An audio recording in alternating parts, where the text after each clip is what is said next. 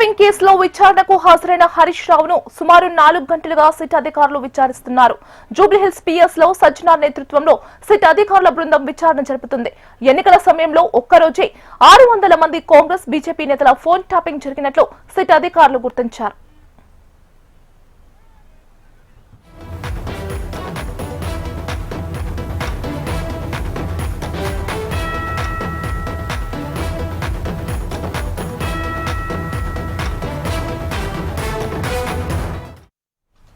Phone tapping కేసులో విచారణకు హాజరైన హరీష్ రావును సుమారు 4 గంటలుగా సిట్ అధికారులు విచారిస్తున్నారు.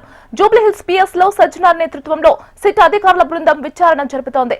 ఎన్నికల సమయంలో ఒక్కరోజే 600 మంది కాంగ్రెస్ బీజేపీ నేతల ఫోన్ ట్యాపింగ్ జరిగినట్లు సిట్ అధికారులు గుర్తించారు.